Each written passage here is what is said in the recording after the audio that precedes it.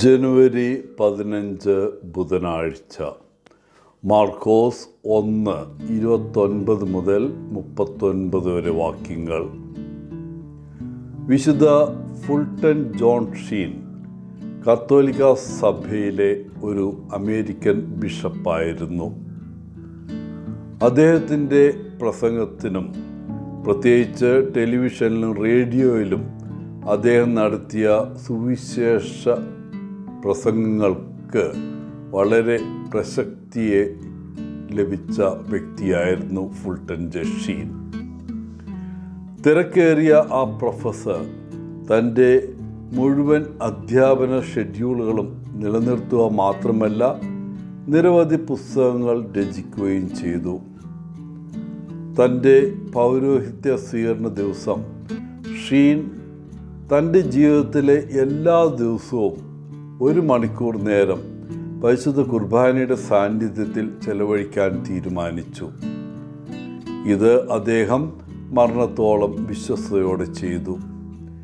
ഈ ജീവിത രീതിയാണ് അദ്ദേഹത്തിൻ്റെ പ്രാർത്ഥനാ ജീവിതത്തിൻ്റെയും ദൈവവിളിയുടെയും മൂലമായി വർത്തിച്ചത്.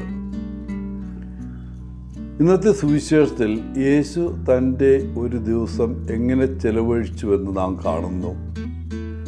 ഒരു ദിവസം പോലും യേശുവിന് വെറുതെ ഇരിക്കാൻ സാധിച്ചില്ല. ഭൂമിയിൽ തനിക്ക് കുറച്ച് സമയമേ ഉള്ളൂ എന്നും താൻ അയക്കപ്പെട്ടത് നിറവേറ്റതുണ്ടെന്നും അത് അവിടത്തേക്ക് അറിയാമായിരുന്നു.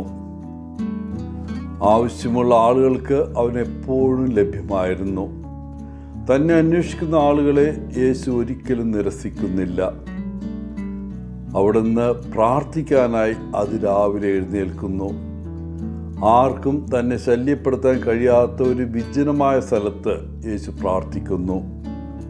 തുടർന്ന് അവൻ പഠിപ്പിക്കുകയും രോഗികളെ സുഖപ്പെടുത്തുകയും ദുർഭൂതങ്ങളെ പുറത്താക്കുകയും ചെയ്യുന്നു. സൂര്യാസ്തമയത്തിന് ശേഷവും തൻ്റെ സാന്നിധ്യം ആവശ്യമുള്ള ആളുകൾ ഉള്ളിടത്തോളം കാലം യേശു പ്രവർത്തന നിരതനാണ്. നമ്മുടെ കാലഘട്ടത്തിൽ എവിടെയും ഏതു സമയത്തും യേശു നമുക്ക് ലഭ്യമാണ്. നിങ്ങൾക്കും എനിക്കും വേണ്ടി സമയം ചെലവഴിക്കാൻ യേശുവിന് സാധിക്കും. പ്രാർത്ഥനയിലൂടെ നമുക്ക് ഏതു സമയവും യേശുവുമായിട്ട് ബന്ധപ്പെടാൻ സാധിക്കും. യേശു നമ്മെ ശാരീരികമായി പരിചരിക്കണമെന്നില്ല, പക്ഷെ നമ്മെ സഹായിക്കാൻ മറ്റുള്ളവരെ തൻ്റെ ഉപകരണമായി ഉപയോഗിക്കുന്നു. പ്രിയപ്പെട്ടവരെ, സഹായം ആവശ്യമുള്ള ഒരു അയൽക്കാരനെ സഹായിക്കാൻ ഒരുപക്ഷെ യേശു നമ്മളെയും വിളിക്കുന്നുണ്ട് ആകാം. നമ്മളതിന് സന്നദ്ധരാണോ? സഹായം ആവശ്യമുള്ളവർക്കായി സമയം നീക്കിവയ്ക്കാൻ നാം റെഡിയാണോ?